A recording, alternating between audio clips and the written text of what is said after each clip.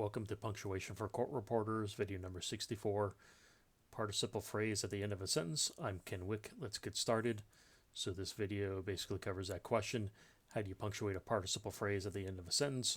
And by participle phrase, I'm referring to those phrases which start with a participle. The most common one starting with an ing verb. So the question always is comma or no comma. That's the question that you see on the Facebook forums. So I'm talking about these two examples that we're going to cover later. Do I dare pet the big dog licking its lips? Do you put a comma here? And then the probably the more typical question, or this is what you would see on a Facebook forum. I called the phone number to get customer service, needing to connect to a video call in 30 minutes. Do you put a comma here or no comma here? So we're going to answer that question. So I just want to point out, usually this is at the end of my videos. If you want to see more content on Punctuation for Court Reporters, please hit subscribe. If you like the video, please hit like. And you can look in the description for links to videos and books.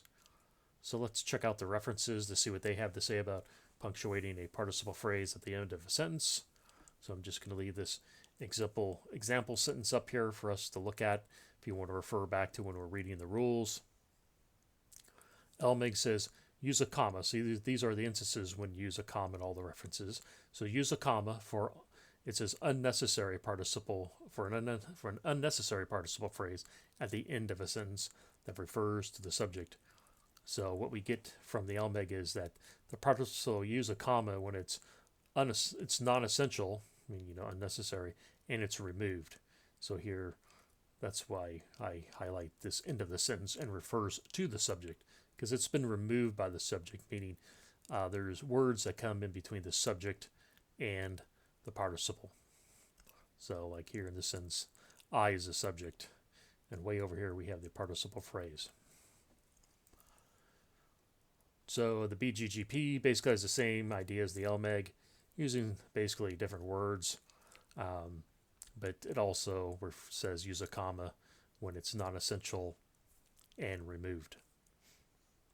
The Greg's Reference Manual says use a comma for a participle phrase if the participle phrase only adds information and is unnecessary for sentence meaning. So it really focuses in on the non-essential aspect of the participle phrase.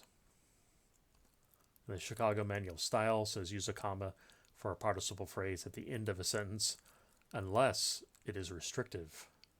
So basically, it says Chicago Manual Style says it needs to be non-essential, and in the examples, the participle phrase is removed. So once again, that's words coming in between the subject and the participle phrase.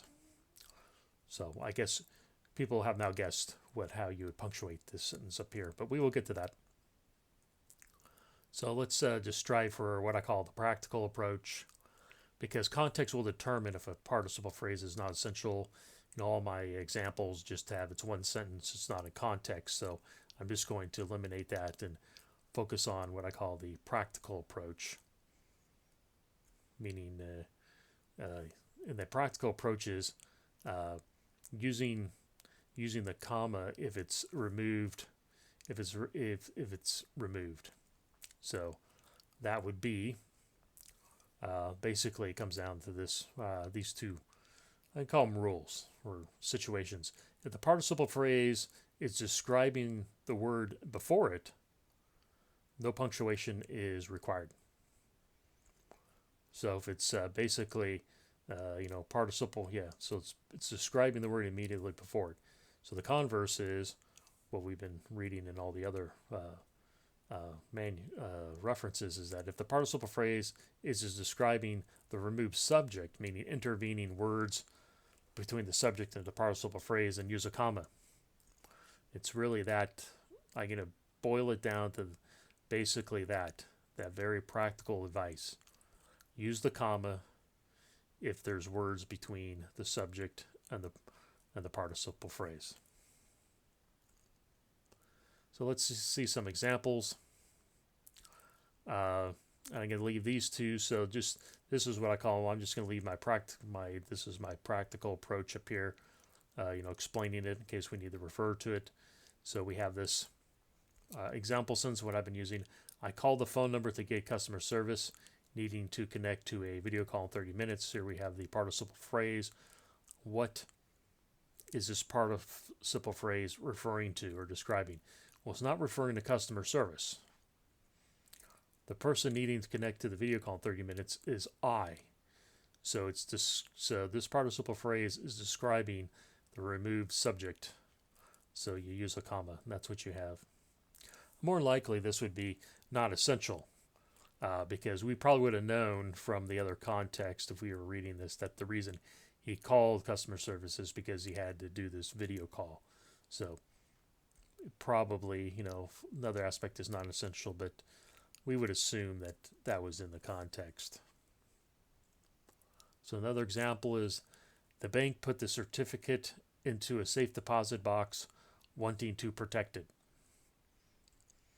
So is this wanting to protect it describing the safe deposit box? No. It's describing the bank. So in that case, since this participle phrase is describing the removed subject, we put a comma here.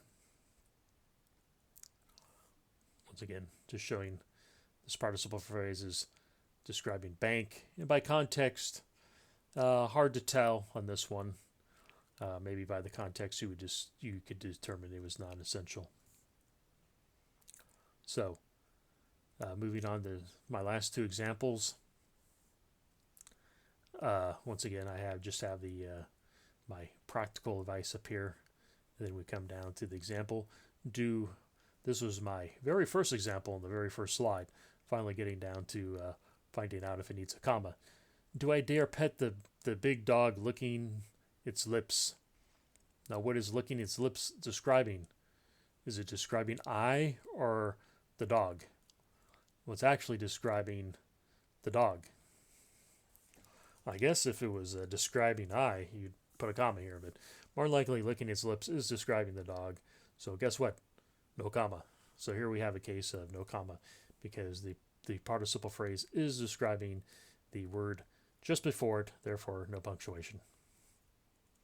The last example is the cruel scheme was the landlord's downfall, calculated to remove the elderly tenants. Now here we have the participle phrase.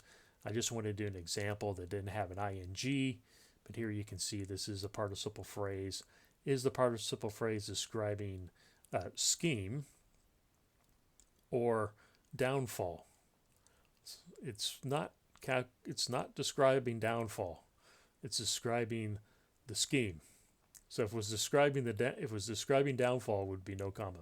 But here, calculated to remove the elderly tenants is describing the scheme. So since we have intervening words between the subject and the participle phrase, we put a comma.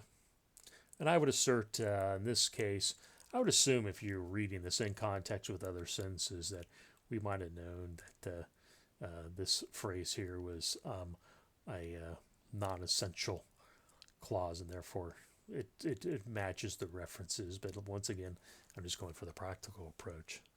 So that is it. Thank you for watching.